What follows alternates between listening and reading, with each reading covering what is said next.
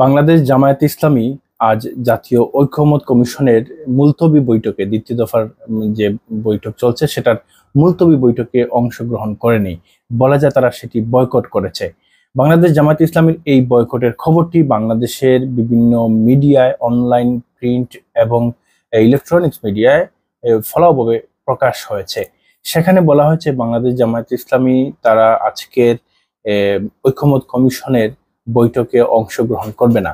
এ ব্যাপারে ঐকমত্য কমিশনের পক্ষ থেকে বাংলাদেশের বিভিন্ন মিডিয়া জানানো হয়েছে যে জামায়াত ইসলামী তারা আনুষ্ঠানিকভাবে আমাদেরকে জানিয়েছে তারা আজকের বৈঠকে অংশগ্রহণ করবে না, এবং কারণ হিসেবে বলেছে লন্ডনে যে তারেক রহমানের সঙ্গে প্রধান উপদেষ্টা ডক্টর মোহাম্মদ ইউনূসের বৈঠক হয়েছে, সেই বৈঠককে জামায়াত ইতিবাচকভাবে দেখলেও এবং সেই বৈঠককে তারা সাধুবাদ জানালেও যৌথ বিবৃতি দেয়াকে তারা মনে করছে এটি অন্যান্য রাজনৈতিক দলকে ইগনোর করা হয়েছে, যার প্রতিবাদ স্বরূপ তারা আজকের এই মুলতবি বৈঠকে জাতীয় ঐকমত্য কমিশনের সেটা তারা বয়কট করেছে। এই বয়কটটি রাজনৈতিক অঙ্গনে নতুন এক মাত্রা যোগ দিয়েছে যে দেখুন, যে কোনো দলের রাজনৈতিক স্ট্যান্ড থাকবে, মতামত থাকবে, মতাদর্শ থাকবে, রাজনৈতিক সিদ্ধান্ত গ্রহণ করবে রাজনৈতিক দলের নেতারা। সেই নেতৃত্ব কিংবা সেই নেতাদের সর্বসম্মতিক্রমে জামায়াত যে সিদ্ধান্তটি গ্রহণ করলো, তারা আজকে বয়কট করলো সে এই মুলতবি অনুষ্ঠানটি। ঐকমত্য কমিশনের এই বৈঠকটি বয়কট করে তারা মূলত রাজনৈতিক স্ট্যান্ড নিয়েছে। এটি তাদের রাজনৈতিক কৌশল। এটি হতে পারে হয়তো তারা সরকারকে ইঙ্গিত দেওয়ার চেষ্টা করছে যে আপনারা আমাদেরকে ইগনোর করে যৌথ বিবৃতি দিয়েছেন, যা সঠিক হয়নি।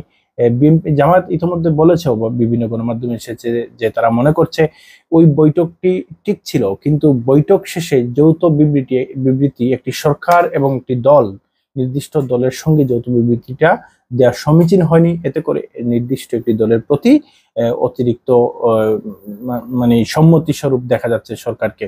এটি তারা মূলত বলতে চাচ্ছে, কিংবা তারা মনে করছে অনুরাগ দেখা যাচ্ছে বিএনপির প্রতি, এটি তারা নির্দিষ্টভাবে বলছে।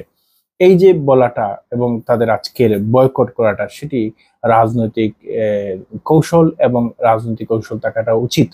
প্রত্যেকটা দলের রাজনৈতিক কৌশল থাকা উচিত। এখন এটি সঠিক হয়েছে না ভুল হয়েছে সেটি রাজনৈতিক বিবেচনা কিংবা রাজনৈতিক বিশ্লেষণ তো আছেই। তবে রাজনৈতিক স্ট্যান্ড নেওয়াটা অবশ্যই প্রত্যেক দলের তাদের অধিকার, এবং সেই অধিকারটি তারা গ্রহণ করেছে এবং সরকারকে ইঙ্গিত দেওয়ার চেষ্টা করেছে আমাদেরকে ইগনোর করে চলা যাবে না বা ইগনোর করা উচিত না।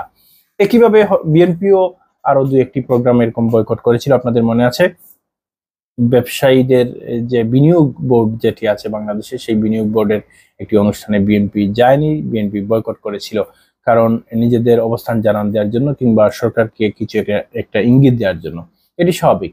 আগামীতে যখন জাতীয় সংসদ গঠন হবে, সেখানে যারা সরকার দল গঠন করবে, যারা বিরোধী দল থাকবে, তারাও মাঝে মধ্যে বিভিন্ন ইস্যুতে কেন্দ্র করে কিংবা বিভিন্ন ইস্যু কেন্দ্রিক তারা সংসদ বয়কট করবে মাঝে মধ্যে।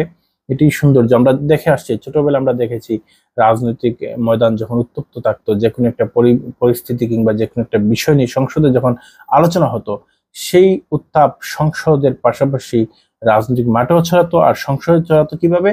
বয়কটের মাধ্যমে। সংসদ সদস্যরা, অর্থাৎ বিরোধী দলের সংসদ সদস্যরা কিংবা যে ব্যক্তি বক্তব্য দিতেন তিনি বয়কট করতেন, বিপক্ষে বক্তব্য দিয়ে যে কোনো ইস্যুকে তিনি বয়কট করতেন। এই বয়কটের সংস্কৃতি বাংলাদেশে বহু পুরনো।